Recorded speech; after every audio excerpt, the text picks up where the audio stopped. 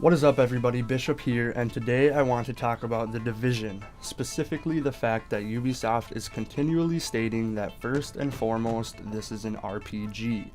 What does that mean? Typically in an RPG, as you progress, you level up and unlock new abilities or talents. You find new, more powerful weapons and armor, and you encounter new, increasingly difficult enemies. Not only is this an RPG, but it's a multiplayer RPG. What we like to see in a multiplayer RPG is everybody kind of having their own role to play, rather than just everybody shoot everything with as much as you can as fast as you can. And The Division is definitely moving in the right direction. Generally speaking, in a multiplayer RPG environment, you have a tank, a healer, and a DPS. Now the tank should, if not be able to take most of or all of the damage, at least be able to hold aggro. Hold the attention or focus of the enemies so that his teammates can move around the battlefield more freely to be able to do their jobs well. The healer is pretty self-explanatory, keep your teammates alive. Sometimes also having some resurrect or revive abilities, enabling them to skip a respawn timer or immediately bring a teammate back into the fight. DPS, even more simple. Do as much damage as possible as fast as you can. And then mashed into all three of these very basic roles, you usually have some kind of additional support abilities and or crowd control abilities.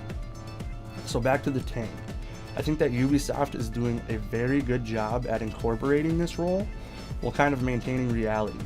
Sure, you can argue how realistic this game actually is, but that's not the point of this video. Some of the abilities we've seen so far that lean into this role are the ballistic shield, the ability to whip out a handheld shield that you can use as cover and fire around with your sidearm while you slowly advance on your enemies. Another one being a deployable barrier, a kind of shield or a little wall you quickly set up on the ground to use as cover. But what do these have to do with being a tank? In past games where we've seen things like these, the AI absolutely wants to destroy you when you're walking around with a shield. I'm not a programmer, I don't write AI, but there's something in there that usually makes them hate you and your shield, and they're going to show you that. Another thing that plays into tanking or aggro that we've seen is modifiers on weapons or attachments, specifically this suppressor. We see that one of the attributes on it is reduced threat, meaning that when firing your weapon, you are less likely to draw the attention of your enemies. I think this is an awesome mechanic that I really hope goes deeper than just suppressors. For example, in previous games, I've noticed barrel or muzzle attachments that would actually increase the volume of your weapon. To see something like that in The Division that would actually generate more threat or aggro would be really cool. Also, some kind of passive abilities that either increase or decrease the amount of threat or aggro you generate would be a welcome addition. On to the healer. As I said before, pretty self-explanatory. Some of the abilities we've seen are a throwable grenade-like projectile that will heal everyone in a small area on impact. We've also seen a similar ability that's more of a grenade launcher type projectile, which probably gives you more range and maybe a bigger area of effect on impact. One really cool ability we've seen is a deployable bag sort of medkit thing that produces a green circle on the ground, indicating the area of effect, in which you are constantly regenerating health. Area of effect heals over time? Awesome.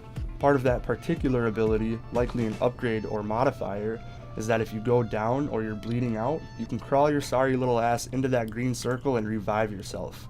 We've also seen a super or signature heal ability that has quite a large area of effect and healed for a substantial amount. Something I would expect to see as an upgrade or modifier for that would be a temporary boost to damage resistance or something of the like in addition to the heal. Do I really have to talk about DPS? There's seeker mines and grenade launchers, both with different modifiers. We've seen boosts to critical hit damage and base damage. Just shoot the fuckers in the head. Moving away from these three basic roles and onto things like support and crowd control. We've seen a variety of different pulse abilities that buff your whole team, whether it be for increased damage, increased movement speed, or increased resistances. As far as crowd control goes, you'll have access to 6 different types of grenades, from your typical frag or flashbang to things like tear gas and napalm. Aside from grenades, we've seen what I assume to be upgrades or modifiers to their generic counterparts, an automated deployable turret that throws flame, and a similar turret that shoots little taser rounds, leaving your enemy stunned. A seeker mine that explodes into a shower of napalm, as well as the grenade launcher sticky bomb exploding into a shower of napalm. We've seen a little automated drone that flies into your enemy's face and blinds them. Accompanying these various crowd control effects in a huge way are these sort of debuff cooldown meters we can see on enemies when they're blinded or on fire. Sure, blinding an enemy or a group of enemies is great, but having to gamble on whether or not you have enough time to move to a new piece of cover is not, especially if you're in the middle of, say, a boss fight or some other encounter where you'd have to start from the beginning if things went wrong. Knowing is half the battle. Also worth noting is that you can freely swap out your abilities at any time, so you don't have to worry about being locked into a particular role throughout the game. That's something I'll cover more in depth in another video. I think that pretty much covers the basics of how we like to approach an encounter in multiplayer RPG. So what happens after the fight? You reap your rewards. Loot. Everybody loves their loot. The first thing I want to point out is how all drops have like a beam of light shooting up from them, and they're displayed on your minimap. Not only that, but they're colored based on rarity, just like the item itself. I love how much time this could potentially save from searching every nook and cranny after a big firefight to be sure you don't miss out on any awesome loot. And as we all know, there usually comes a time in an RPG where picking up lower rarity items just isn't worth your time or bag space anymore. These nice visuals will swiftly inform you that you can move right along if that is the case. Onto the inventory. As you can see, you have a primary, a secondary, and a sidearm equipped. There are no set primary or secondary weapons, you just get to equip 2 weapons of your choice, excluding sidearms. Your actual sidearm slot will always be a handgun of some sort.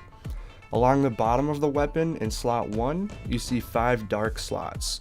This is indicating that that weapon in particular has 5 available slots for mods or attachments, whereas the sidearm only has 2 slots for mods or attachments.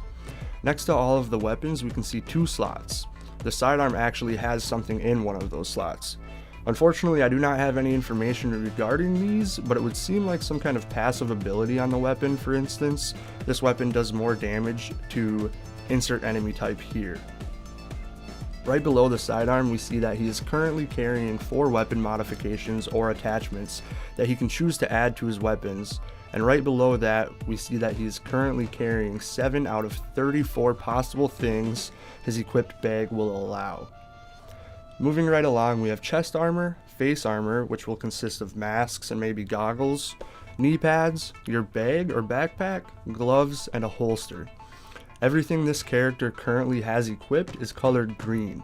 It is uncommon or standard, is how it is labeled in the division. You then have blue for rare, purple for epic, and orange for legendary or high end, similar to other RPG loot color schemes.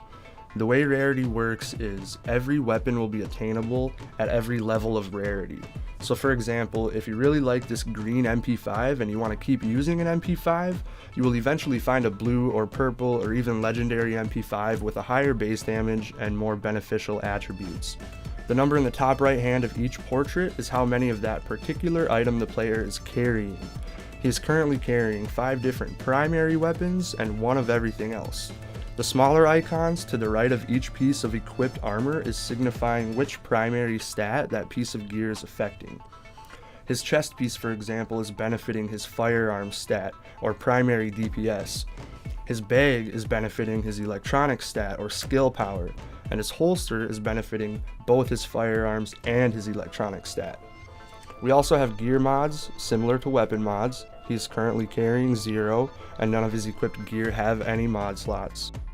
Finally, we have what we'll call the decontamination bag. This is where items that you pick up in the dark zone will be stored until you can get them extracted. We can see he's currently carrying 0 out of 6 contaminated items, and I think it's worth noting that you can only carry 6, meaning you will have to choose wisely or limit your time in the dark zone so that you don't miss out on any goodies that you don't have room for. We'll talk more about the dark zone in another video. Credits are pretty generic, you use them to buy and sell stuff and things. DZ or dark zone funds are similar, but we'll talk about those in aforementioned Dark Zone video. If we shift our eyes to the top of the screen, we'll see another tab labeled Pouches. Nothing too special, this will just be where your ammo and things like grenades and other consumables will be stored. Right next to that we have Appearance. Now this tab will bring much joy to a lot of people, myself included. Any cyan or aqua color items you find are cosmetic or vanity items that will change the way you look, but won't give you any added benefits. It looks like there will be a ton of variety in how players look without having to affect your stats, which is great news. Destiny. The last thing I want to talk about in this video is the damage indicators, or the numbers flying off the enemies as you're shooting them. I've watched a lot of videos where people complain about them or say that they're stupid. These people are looking for a shooter, not an RPG. Using those numbers is crucial when perfecting your build in any RPG. Visually seeing how much your base damage is changing when you swap out gear, or how often you crit and how much you're hitting crits for, is all very useful information. Exactly how much of all that will come into play in the Division, we don't know yet. That's all the information I have for this video. I put a lot of work into this, so if you enjoyed it or if you learned anything, please go ahead and leave a like. If you have any questions, feel free to leave them in the comments and I'll answer them as best I can. And if you want more information on the Division and exclusive gameplay, be sure to hit that subscribe button. I do have guaranteed access to the beta, which I will be streaming and recording most of the weekend that is released, and I will absolutely be uploading at least a video a day come the game's release on March 8th.